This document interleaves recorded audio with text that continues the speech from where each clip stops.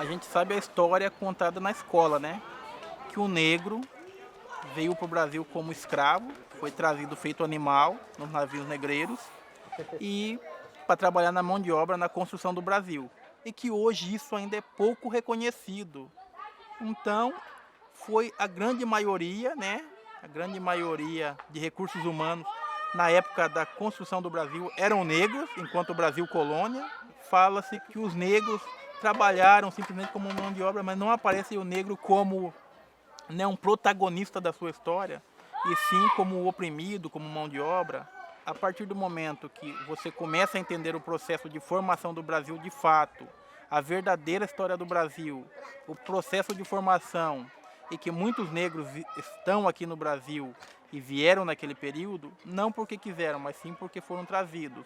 E enquanto moradores já aqui no Brasil, começaram a resistir, né, ao processo de trabalho escravo, que é o caso de Vaporunduva, da nossa história. O que é quilombo, né? Quilombo, para nós, é uma comunidade negra, né, que se originou-se antes da Lei Áurea. Então, todas as comunidades negras que tiveram no seu local, aonde ele fugiu na época da escravidão, até agora, ele é chamado pela Constituição Federal de quilombo. E nós quilombola, não só aqui de Vaporunduva, mas do Brasil inteiro, aprendeu a falar que nós somos quilombola. Os quilombos são prova da resistência dos povos africanos à escravidão. Desde o início da escravidão no Brasil, no século XVI, até a Lei Áurea, em 1888, no século XIX, inúmeras comunidades quilombolas se formaram no Brasil. Em geral, os quilombos surgiram em locais de difícil acesso, o que facilitava a proteção contra as tentativas de invasão. Uma das ameaças aos quilombos eram as expedições bandeirantes, também conhecidas como sertanismo de contrato. Autoridades coloniais, como donos de fazendas e senhores de engenho, contratavam pessoas conhecedoras do interior do Brasil para atacar os quilombos e capturar os escravos fugitivos. Hoje, o governo federal tem registro de mais de 3.500 quilombos remanescentes do tempo dos escravos. É o caso do quilombo de Ivaporunduva, que está às margens do rio Ribeira do Iguape, no Vale do Ribeira, em São Paulo. Quando começou-se a exploração de ouro aqui nos córregos acerca do rio Ribeira, muitos negros começaram a fugir para as matas, que é o caso de Vaporunduva, e não se deixando mais ser capturados. Então, antes mesmo de 1888 da Lei Áurea, antes da lei do sexagenário, da lei do ventre livre, essa comunidade já era liberta. Tanto que a história nos mostra que essa igreja aqui, a primeira missa foi rezada nela por volta de 1700 e alguma coisa, 1750.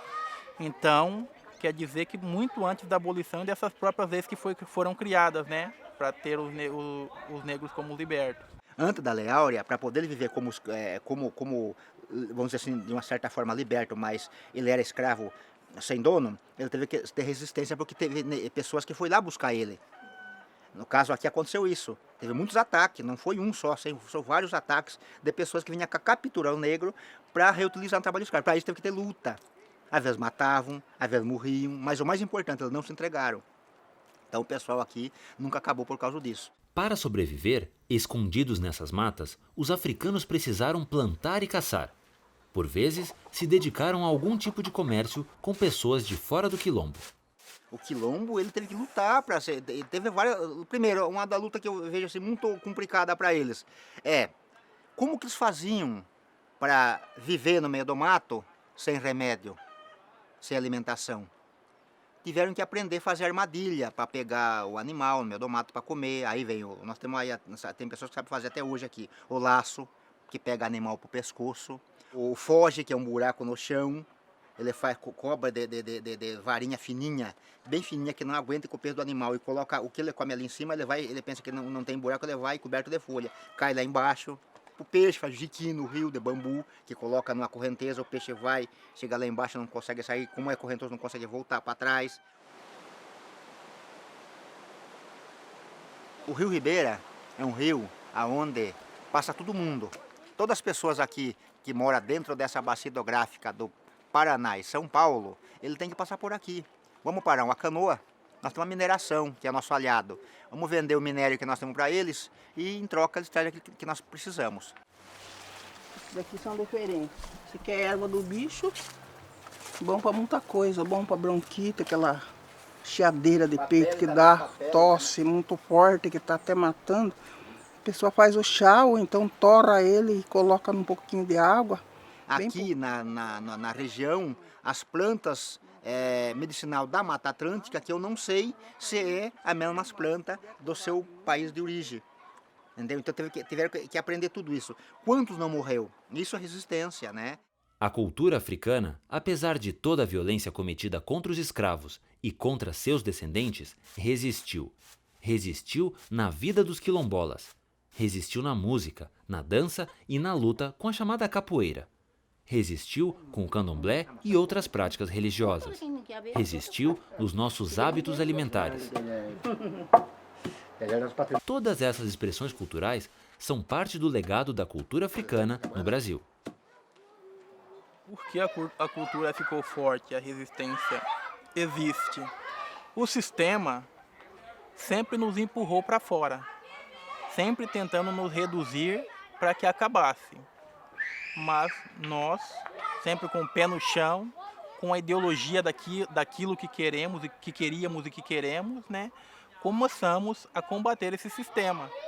Ou seja, de lutar pela nossa terra que os nossos ancestrais viveram aqui, os nossos antepassados, né?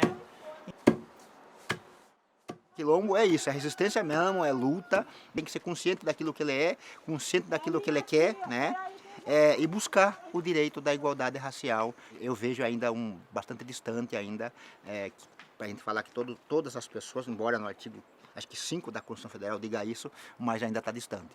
Na questão dos quilombos, eu vejo bastante isso, a resistência, né? A resistência é uma coisa que faz o quilombo ficar vivo. A nossa briga é grande, a nossa luta, a nossa resistência é para isso.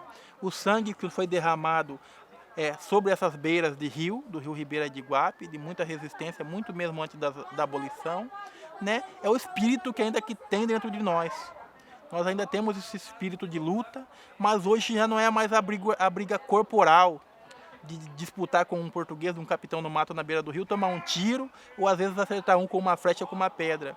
Hoje a briga já é mais burocrática, já é mais no campo, né, da burocracia e no campo legal. Nós estamos aqui, né, que nós existimos e que essas áreas estão aqui hoje preservadas porque ancestrais nossos estiveram aqui e cultivaram e preservaram essa terra, assim como as demais comunidades do Brasil.